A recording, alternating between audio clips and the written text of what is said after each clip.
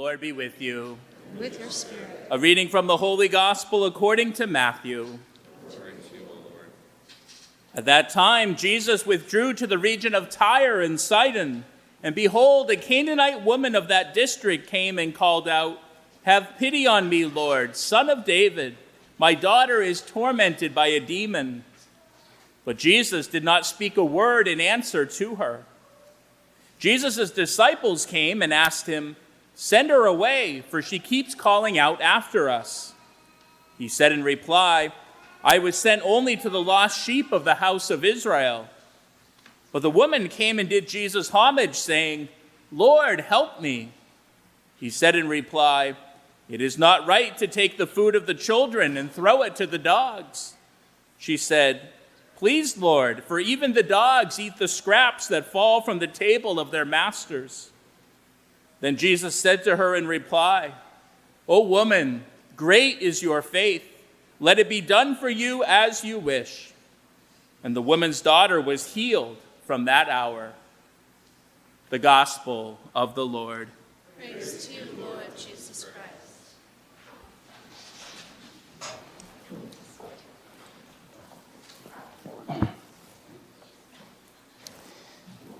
Last week, we had a group of young people from our parish return from World Youth Day in Portugal.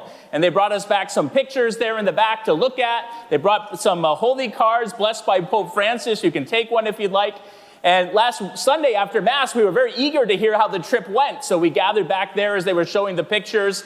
And someone asked, how was the flight?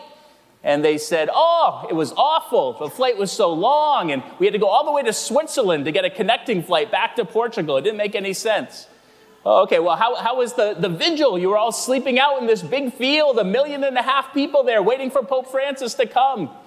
"Oh, it was awful," they said. "It was so hot that night, and we couldn't get our air mattress going." "Oh, okay, well, how was the Mass the next day?" "It was awful," they said. "Oh, everything was in Portuguese. We couldn't understand anything. We tried to get the English on our phones. There was no coverage. The stage was so far away." Well, how was the food? How did you feed yourselves?" "It was awful," they said. "They gave us these big 20-pound bags of food. We had to carry them wherever we went. They were so heavy." "Well, how was the experience overall?" "It was the best experience of our life," they said.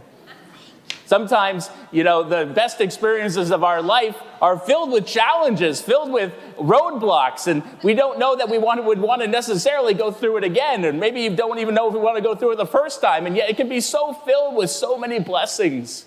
I know that whenever something challenging happens in my life, I always say, well, make a good homily story at least one day.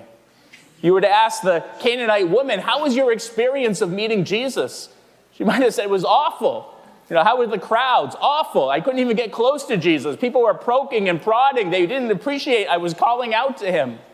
How were the apostles? Awful. They kept telling me to get lost. How was Jesus? He ignored me. He didn't listen to me. He didn't say a word in answer. He told me he couldn't help a foreigner. I think he called me a dog. The whole thing was awful. How was the encounter with Jesus? It was the best experience of my life.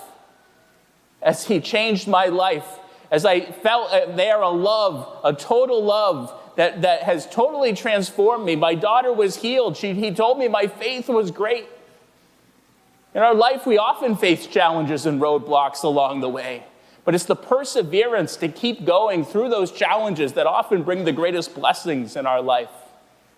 And it's a bit of a mystery. If Jesus knew why he was going to heal the woman's daughter all along, why did he make her go through all this rigmarole? Why did he seemingly put almost abuse, almost these racial epitaphs in her path? Why is Jesus acting in this way? It seems so unlike Jesus. But it is a mystery. Why doesn't God answer our prayers? Why, when we call out to him, do we not hear him sometimes? Does he give us the silent treatment? Why does he allow certain things to happen? Why doesn't he answer certain prayers? Why don't we have an answer? It's hard to figure that out sometimes. Maybe we get a glimpse of it. We know, even with our own children, if we just gave our own children everything they wanted as soon as they asked, well, that would be a recipe to spoil them rotten, to make them feel entitled, to not appreciate the good things in life and how hard it is to get them sometimes. There was a man who was driving around the mall parking lot looking for a parking space, and he kept going around and around looking for a parking space. He couldn't find one. So finally he called out to God, God, I can't take this anymore. You've got to find me a parking spot. If you do, I'll change my sinful ways. I'll start going to church every Sunday. All of a sudden the clouds opened up, and this beam of light came shining down on the only empty parking spot in the whole parking lot. And the man saw it, and he looked up and said, never mind, God, I found one. So sometimes if God just gives us things right away, we don't appreciate them. And we've learned in our life lots of wisdom. We've learned that, actually, sometimes an unanswered prayer is better than an answered prayer. Sometimes God doesn't answer a prayer because he knows that the thing we're asking for is not actually good. We think it's good, but he knows it's actually better not to give it to us or to give us something better instead. Sometimes God doesn't answer our prayer because he wants the desire within us to grow. He waits so that our hearts expand. We want it more and more, the good things in life, and that's good for us. Sometimes he doesn't answer a prayer because the experience of challenge, the experience of suffering is what makes us more grateful in life. It's what makes us more appreciative of all the good things that we have. It makes us more merciful towards others who suffer as well. Sometimes the experience of suffering or challenge is the thing that makes us who we are. Many people say that. I went through this incredibly difficult experience. I had an illness. I lost my job. I had to take care of a disabled child. And I don't know if I would want to go through it again, but I have to say, I can't imagine my life without that. That makes me who I am. And I see it as the source of incredible blessing in my life. Sometimes the reason why God doesn't answer our prayers is a mystery, something we have to wrestle with, something we don't have the answer for. Maybe we'll never have the answer in this life. We'll have to ask him when we get to heaven. But don't be afraid to wrestle with God. Ask him for an answer. The Canaanite woman is such a good wrestling partner with Jesus. She doesn't accept easy answers or popular opinions. She doesn't put up with the abuse and the silent treatment that Jesus and the disciples are giving her. She comes with this great comeback towards Jesus. Even the dogs eat the scraps that fall from their master's table. She stands up for herself.